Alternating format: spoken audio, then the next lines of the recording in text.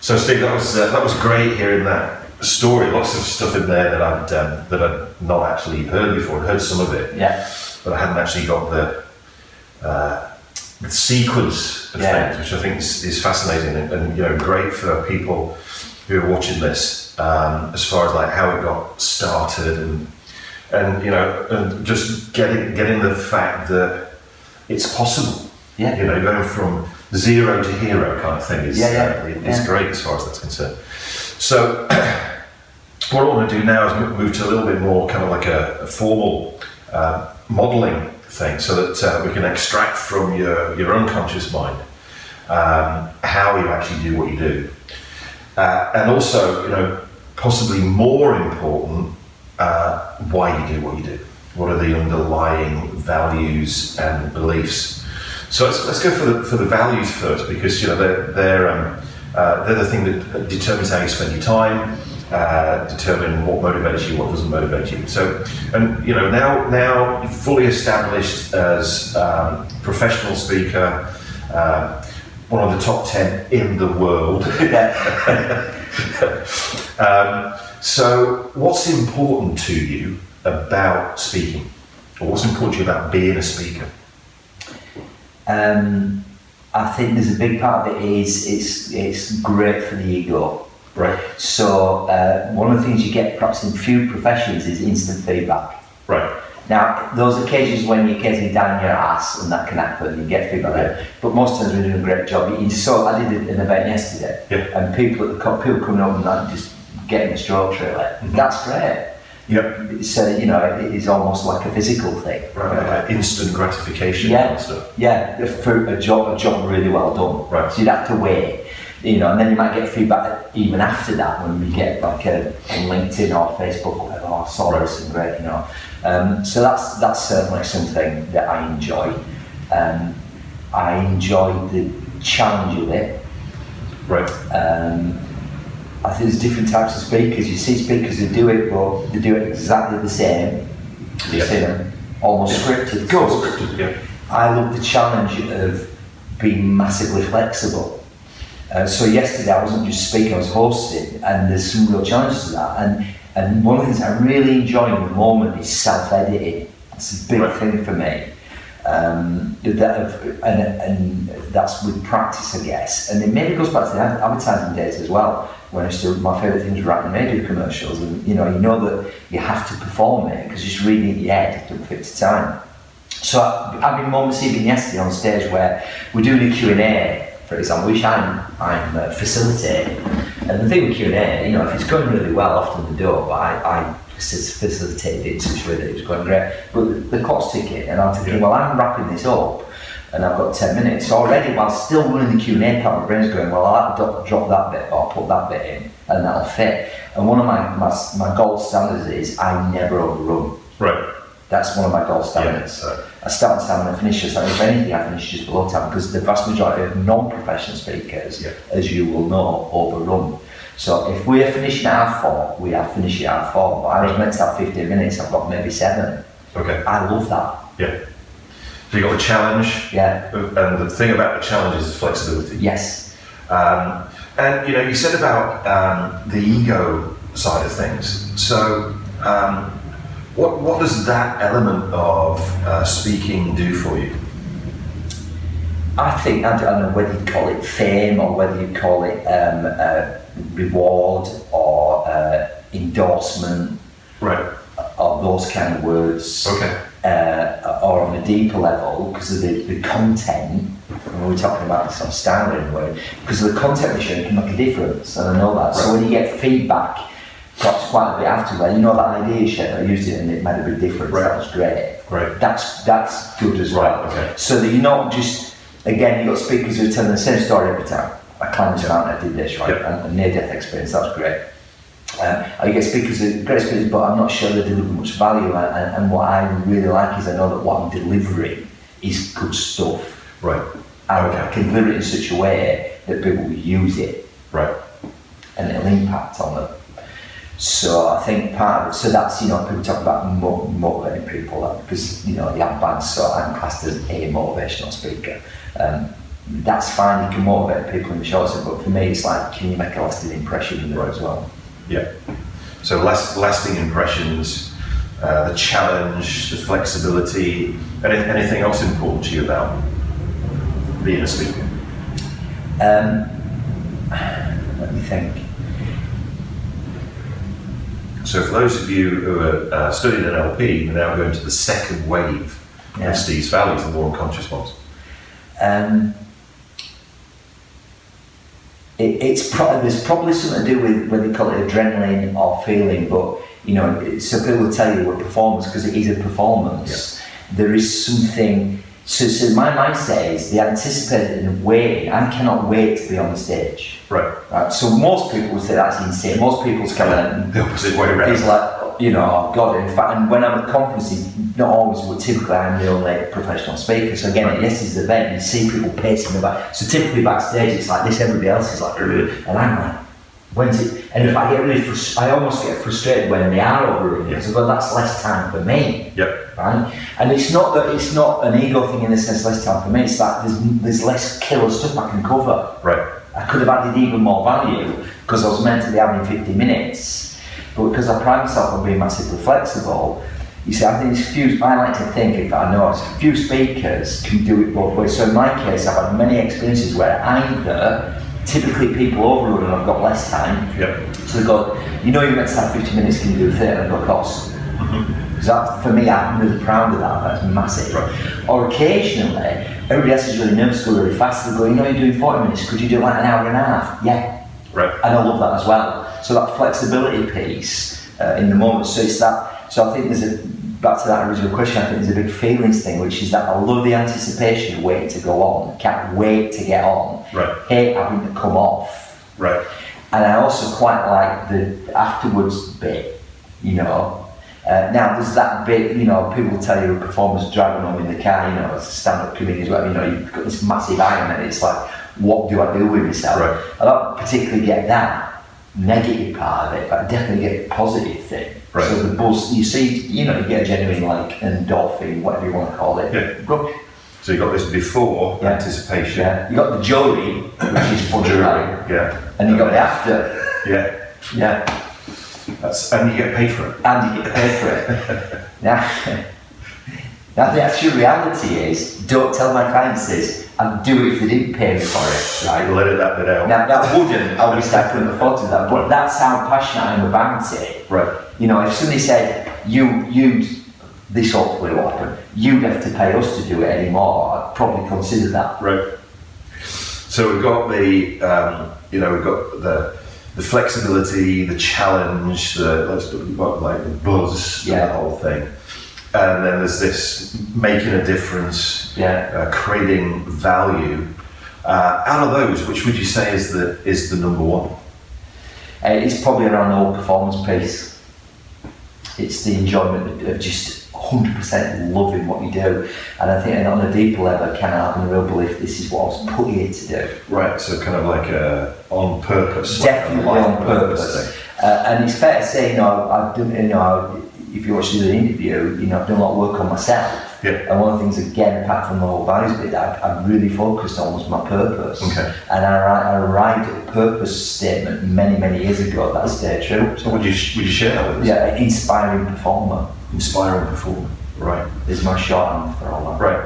And inspiring performer. That's not correct. Yeah. Inspiring performer for what purpose? To achieve results. So the inspiring bit. So my definition, that's because I think a two-word purpose is just you can match for a sentence or a paragraph and all that.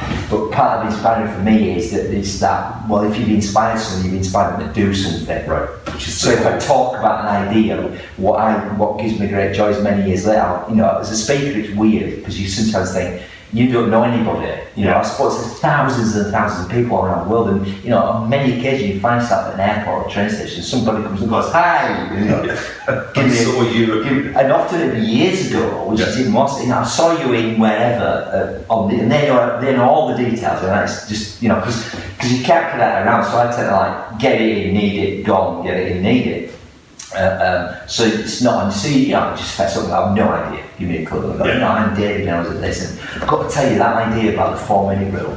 Right. I've used that for the last 10 years, and the difference that's made. Well, that's brilliant. So that's part of that inspiration bit. So for me, the inspiration bit is the inspiring in the moment, but inspiring to actually go and do something with it. And the performance bit is, like I said before, the doing a performance. Which all then ties into the making a difference. Yeah, and I think another big part of that is because, given my history, I've always been in the creative field, so I worked in advertising, and I think doing a great speech or presentation, whatever you want to call it, is like doing a great act, right? Yeah. There's a lot of that to it, really. And what's the point I was going with that? So I think another big element is the creative element of it. Right. So I think for me, it's that, my worst nightmare would be, or one of the things I would not like to do is if they say, can you come and do that presentation we did, again, word for word. Because one of the bits I love as well is the audience interaction moments, which you can't replicate because it's that event, that audience. Yeah. So again, yesterday we were in a really spectacular venue, which was the Gladstone Library at the Royal Horse Guards. It's incredible. So think of like a library in Harry Potter, just a story, chandeliers and all that. Well, I was using the venue as part of my content. Right. And make connections with it. Well, I can't do that the next time. Somewhere else. But I was loving that. Yeah. So I was making up facts about the library. Saying, I'm going to tell you 6 facts today about the library because I know curiosity is a brilliant way of getting people in there. Today I'm going to tell you 6 facts about, and I don't know if, by the way, something that the creative bit is, I thought of that 30 seconds before I went on stage. Right. I thought that would be a good idea. Nice. So, but I didn't have any real facts. So I thought, well, how can I do that? Because I'm now on stage. I can't go and find out the facts. Right. And it won't work if I have to get them at the first coffee break because this is 9:30 in the morning, and I'm opening the conference. So I went out and said, I'm going to tell you 6. So I just off the top of my head, and that's what I love. I went, I'm going to tell you 6 facts about this library today. And only one of them's true. Because I thought between now and 5 o'clock or 4:30, I can find one true one. Yeah. So I forget, I think the first one I said was Ghostbusters was filmed here. Right. Well, that would do. And then the first coffee room, I went to see the concierge, he had like a big printout, and I got loads of cool stuff, and I picked the one that was like my favourite and put that in. Right. And then, of course, at the very end, I said, so I had 6 facts, right? And because I was making up, I was having to write them down, because I had forgotten them as well, so I could review them at the end, right? Yeah. I love that aspect of it. Right. The kind of creativity. There's the creativity of planning in advance. So, we were talking about a brief I just got in today, and I'll be reflecting on and thinking about it, thinking how can I make sure it's appropriate. Because again, for me, part of the fun is and the joy is making it really relevant to that audience. Right. So knowing what the genuine issues are in the room. Because again, I see so many speakers who just give that speech, regardless of the audience, whatever. And for me, it's always been about, yes, of course, a lot of the content's the same, but it's in the context of that audience and perhaps the elephant in the room. So again, yesterday there was a big issue, and won't go into that now because of confidentiality, but there was a massive elephant in the room that needed, from my perspective, dealing with, and it was unique to that audience and to that set of circumstances. And for me, that's great. So sometimes you plan that in advance, but I always allow time to have moments with the audience where I can engage with that particular person or those people in the audience in that moment, and that's only going to happen once. Right. Which for me is great because that means the next time it'll be different. So that's the the underlying drive, the motivation, and obviously just talking about it, you can see that the motivation changes your status when you start talking about it. And I love the fact you brought in that what we've got is, if you look at the layers, if you like, you've got your purpose, then there's your values. So there's your purpose is the really deep thing that creates never-ending motivation and drive. They'll take you through whatever's going on. That creates the energy that then goes through your values. Then the next level of filters, which I think is important, are then your beliefs. So what do you believe about you as a speaker? That you just have to be you. Okay, brilliant. And it doesn't matter if so I think what enables me to not be like those people backstage freaking out is I think, well, all I have to be is me. Right.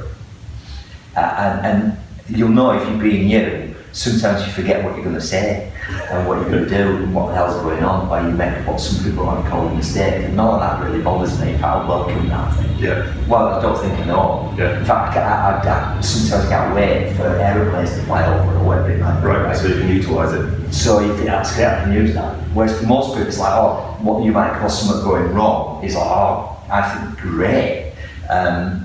So I think that's one aspect that I believe that. So just being you. Me, right? And because I've been, and maybe in the early days it's true saying, and you know, we were saying again, if you look at the interview, when I first met David in 1996, I think we figured out, you probably weren't you, because you were co-training with Tad James, and I think that's how we all learn. So I think in the early days I probably wasn't 100% me either. I was other speakers I admired, and I made the point not taking their material, but certainly perhaps taking aspects of what they did, because that's how we learn. Yeah, that's how we learn as a kid. Yeah. You know, it's the 7 to 14 years old modelling period. Yeah. Find people we admire and we copy them. Yeah. Either consciously or unconsciously. Yeah. So I think I did that, but there came a point, I don't know when, that over time, now, I know that when I'm on stage, and I think that's I know it's part of my appeal, because people tell me all the time, which reinforces it for me. So again, yesterday, most current one, people going, I'm loving this. And I'm going, I always want to thank people back, because you're just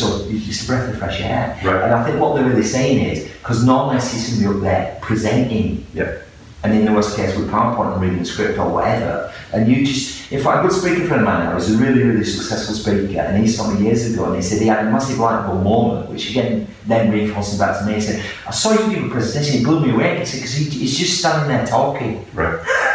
And I'm thinking, well, what else would you do? Yeah. And I think what it meant was he's not giving a presentation. Right. And again, I now I value myself looking at stand-ups and stuff. I think the people we love, if you take stand-up comedy as an example, it's people who just seem to be chatting. And I think it's that piece about whether you're talking to one person or 1,000, you're just talking. Yeah. And I have the belief and the ability to do that. So, probably the biggest audience I've spoken to is maybe 3,000 people.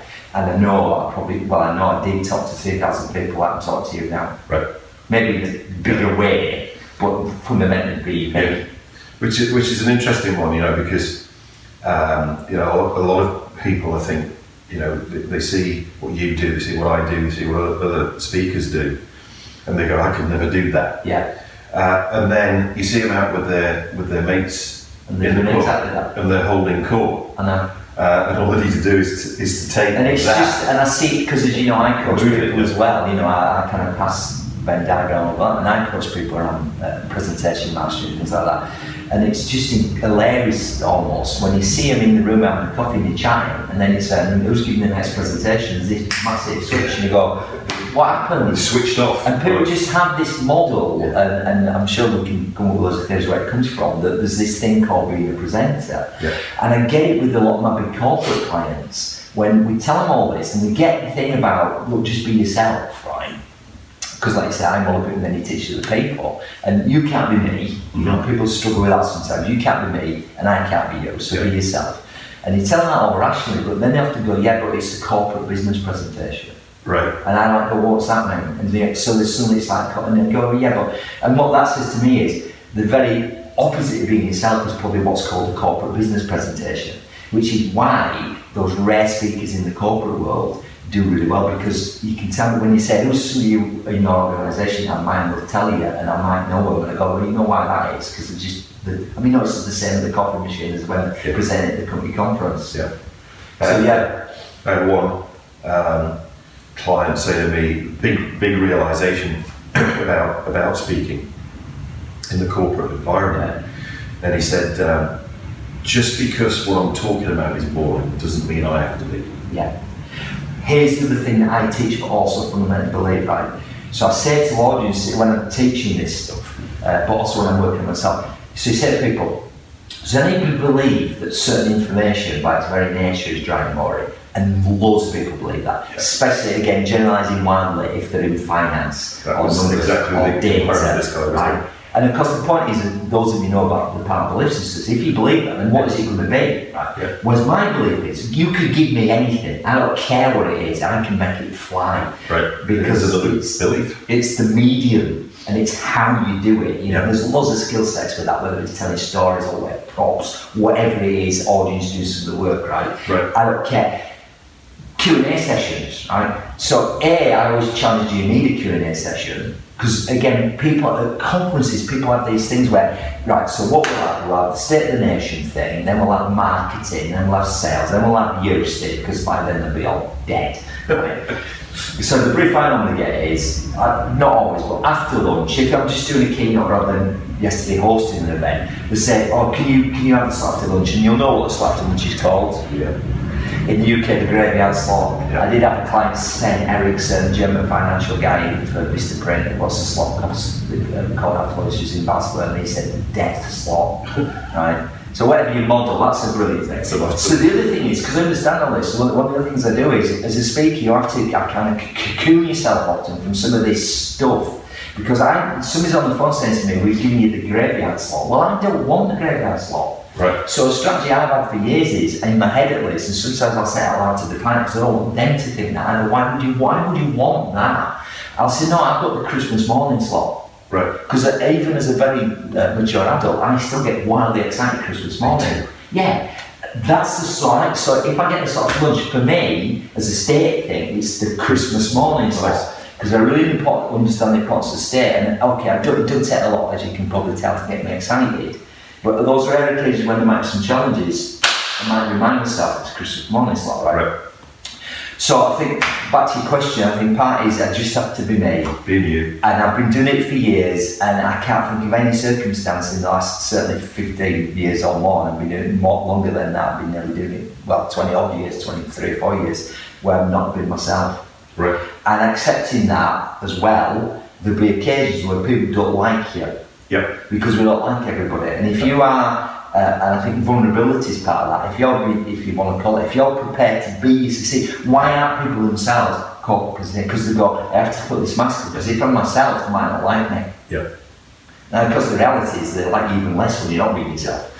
But you will get rare occasions where people go, don't like you. I'm facilitating, as an example, Barcelona, the happens again. I'm doing this big facilitation. So often as a speaker, you have to have values. So they say, well, you could do a keynote, and he did that thing on innovation for us. We've got this big challenge. Could you facilitate like a brainstorming session, big groups of people, and throw some new stuff in and keep it, busy or whatever?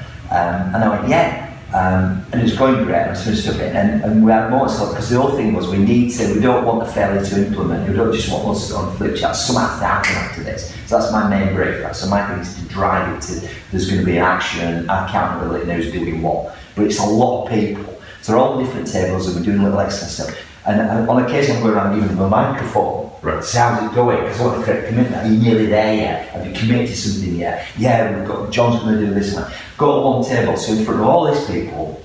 Now, a lesson is never give the microphone to somebody else, but so give this guy a microphone. How would your table do it? So I just like to say, you're one of the most annoying men I've ever met. And this is really annoying me, and you're just so aggravating. Now, I don't know what his issue was, right? So if you ever get that kind of feedback, I just well, thanks for the feedback. Anyway, anything else I want to say? So you've got to realise, as a trainer, as a speaker, there's going to be some people who hate you, and it's not always, it might be because genuinely you've done some upset, and I've done that, or it might be because, they've got other issues, but you cannot be yourself and be vulnerable without expressing, and I'm happy with that. Yeah, cool. So you've got being yourself. Yeah. You can make anything fun. Yeah. There's another. Yeah, so the Q&A, so back to that. So people have a mindset. Certain information is boring. As a specific example, Q&A. Well, why do you have them? Well, if we're going to have one. Well, I go, we can make this Q&A right laugh. So I'm going on mindset. So yes, I'm just throwing stupid questions, because they're all asking these really deep, meaningful questions, which were valuable. Yeah. But I think we need to lighten the mood, Every day. and have a bit of a laugh, and have a bit of fun with the audience. So, I'd said to them, I pre-framed it by saying, by the way, what can typically happen? Two things that will happen during this, because again, by your experience, you see things happening, you go, this is always going to happen. So like I was saying in the other interview, the canal boat, with the banging side of the canal, so better tell people that so they're prepared. So yesterday, the frame I was putting is, I want to get through as many questions as possible, because we've got a panel of 6 people, so we need to make sure they all get involved. Think question time, right? That's my role. But we want to have more of a laugh than that, really, don't we? You need to hold the microphone with your mouth. That's the best place for it. Yes. Putting the microphone in the audience, right? And some of you will think you've got a question, but really it's a statement. Right. And that's fine, but you can tell us that statement at the time or questions. And then invariably you get someone who starts a statement, and if you know about NLP, you know what a statement is. And I'll just go, I think you'll find that's a statement, what's your question? And everybody falls back because I've reframed it, so it makes it fun. So yes, everything can be fun, whether it's a Q&A, whatever it is, we can have a good time. But not just fun for the sake of it, because part of the other part that goes with that belief is I know that if people are having fun, it's more effective. Yeah. They learn more, that's back to that purpose of inspiring them. Mm-hmm. I know if I'm inspiring them, and elements what I do is that what you might call, it depends on the definition of inspiration, so art stuff, where I will have moments where it's not all, it's just stand-up comedy. So for me, another driver is I want to be able to change emotions in the room. So there's a piece I do around Miami Ali that's about Ali's purpose actually, and it's a really powerful emotional piece. And the deal go very emotional on it, and it's a massive contrast to the sort of light and fluffy stuff I'm reading about before, and I like that. Right. So it's that emotional engagement as well. Right. And what I know is that if you don't have the energy and the right emotions, then that doesn't transfer to the audience. So being able to change the emotion in the room. So getting people to laugh is a really indicator of that. Yep. Because and if people are laughing, they're learning. But there's just an energy around it. But equally, all the other emotions you can get into engagement as well. So whether it's passion, inspiration, enthusiasm, those things. Right. And then another one that came out, I just want to focus on it a little bit, is, again, aeroplane going overhead, which is what reminded me of it, is this thing about that you can utilise anything. And like you didn't mention it in passing just then, was that you pray for things to go wrong. Yeah, I mean that's how I'd express it now. Maybe in the past, and because I've kind of maybe over time become conscious of it. Now again, this isn't like I was fully formed with this. So just like any person in the early days, I probably didn't have the belief because the other thing is, because I want to be me, I've ditched one. I have never used slides in my whole career, ever. Interesting. And I don't know if that was a conscious early on, or I just intuitively thought, well, that immediately becomes something to worry about. Because what most people get in the conversation is just pouring over slides, and all the focus is on this, and you're going, why are you doing that? Yeah. And most people are not taking slides, and the states all over the place. It's just totally out of whack, right? Yeah. And I'm just like, wait and turn. Stop fucking about with slides, right? Come on. Language. And can believe that. What was I saying? So I wouldn't say in the early days I'd prayed for things to go wrong, but understanding the power of it, because putting my marketing head on, what makes you stand out as a speaker is that people innately recognise you being yourself, and when those other people would call things go wrong, you use it. Yeah. And nobody else, or very few people do that, and it looks to them magnificent, whereas to you it's just what you do all the time. Yeah. It looks like you're just some sort of magician. You think, great, because you have to play. And for example, the two classics of that are, and they can guarantee this, at big events particularly, that people are going to come late. Yep. Because they're always going to be on that phone. So yesterday, they're doing the announcements, we start in 5 minutes. Now I know they're not starting 5 minutes, so because I'm flexible, so they say you've got 45 minutes, I've got 40, if I'm lucky I've got 30, because they're not going to get 500 people in there at that time. So I know that, so I plan for that, so I'm cool about it, right? Whereas somebody else, if they're told about 50 minutes, they use every second of it and then they're screwed, because they've got 20 slides they can't get to, and all that, right? So I don't have any of those pressures as I would see it on there. But I know people are going to come late, so I've learned years and years that that's great because you can use it. Now what most people do is to just allow it to be a massive distraction. Yeah. And most people's strategy is to just carry on regardless, but of course everybody else is just totally utterly distracted by this person pushing past everybody. Yeah. And you can guarantee, which is what I love, they're going to be near front. So it's not like they're coming in at the back, they're pushing past loads of people and people are knocking glasses over and it's all chaos, right? So I want them to come late. And in fact, I am genuinely disappointed when they don't come late because I can't use the people coming late strategy, and I have several of them. And it does look to the audience like I've just thought of it, but I've used it over and over, and variants of it, right? Yeah. So that's the classic. And of course, cell phones, mobile phones, absolutely guaranteed. Even if some idiot told them to turn them off, which I would never do now because of things like Twitter and all the rest of it, you can guarantee what's going to go off. And I have to believe it'll be near me, because it always is. And great. And then I can use my phone going off, right? So there's loads of stuff like that. And then so I think there's predictable stuff. Yeah. And those are just some out there, road drills, audiences. Let me think of some of the things that's happened with audiences. People eating food, people fainting, people having fist fights, people being asleep on the table, right. People having minor to major heart attacks, people's estranged husbands coming into the room and having a stand-up argument. They're just some of the ones that I've had. Right. So there's some stuff that's predictable, like people coming late, right? And the stuff over the course of your career happen, and you think that was crazy. Yeah. But if it's happened once, it could happen again. So when it does, what am I going to do with it? Yeah. But when it happens for the first time, still having the belief, I can still use this. Yeah. Now, being appropriate, like with these strange ones, you're not going to make a gag of it, but you're not going to pretend it's not happening either. Yeah. Because I think that's a lot of people come across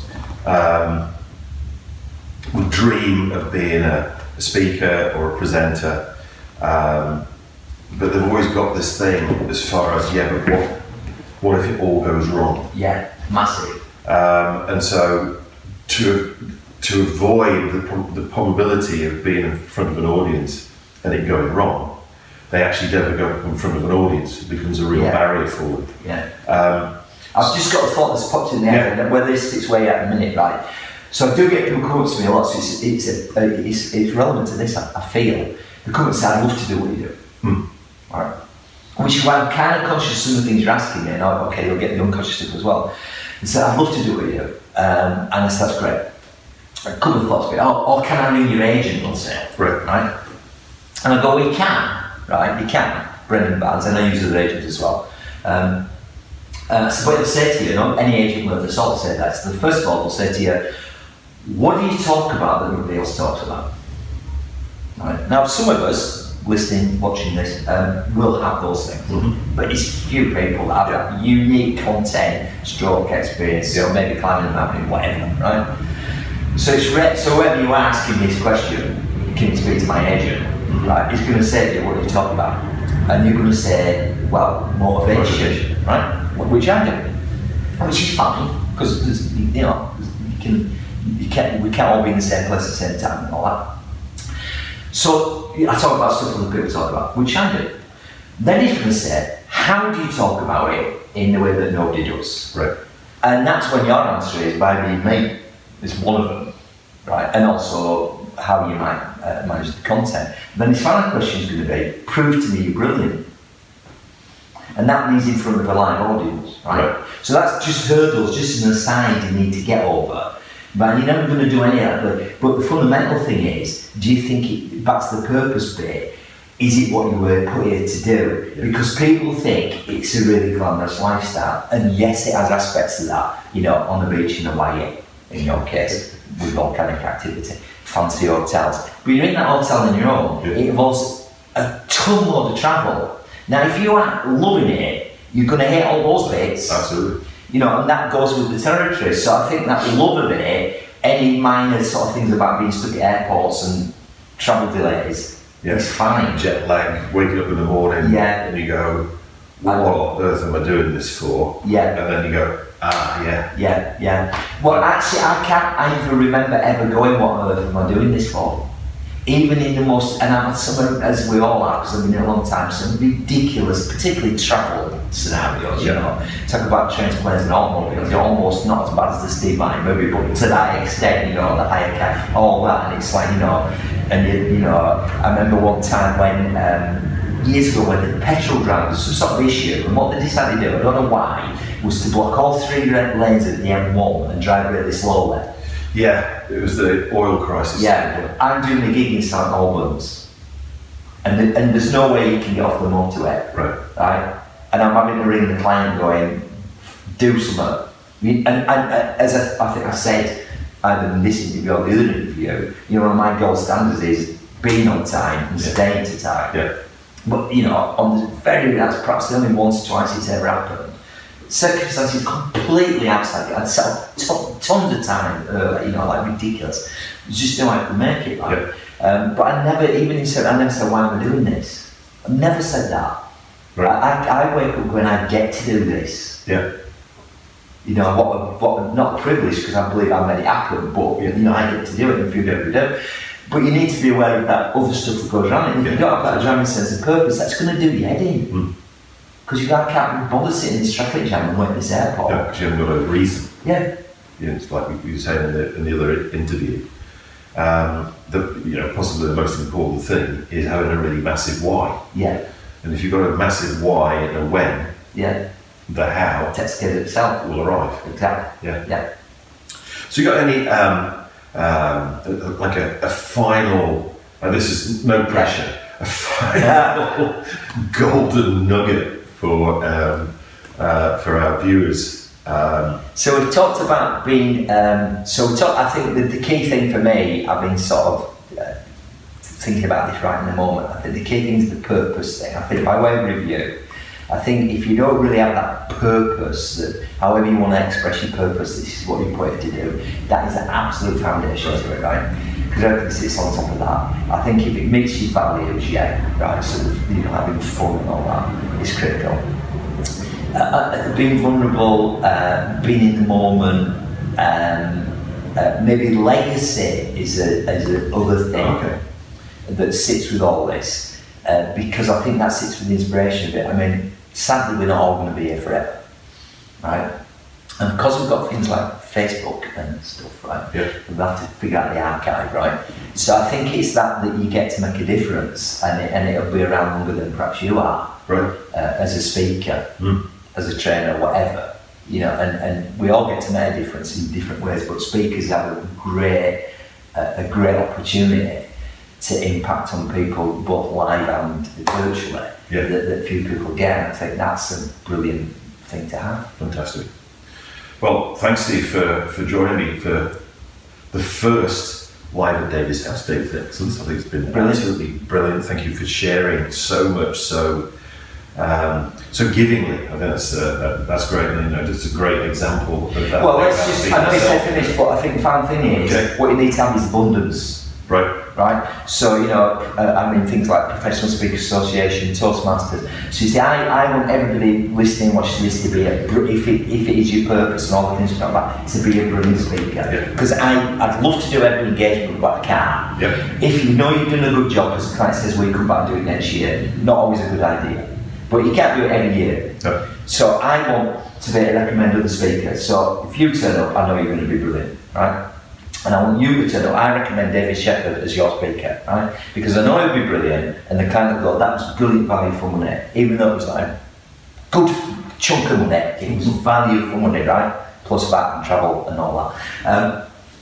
What I don't want is for you to turn up to be rubbish, right? So I believe in, as speakers, let's make that cake massive, so we all get a bigger slice. What I don't believe is, if I tell you all my cool stuff, there's less for me. So I'm more than happy to share all this. I wish I'd met me 20 years ago who could have told me all this. Massive value.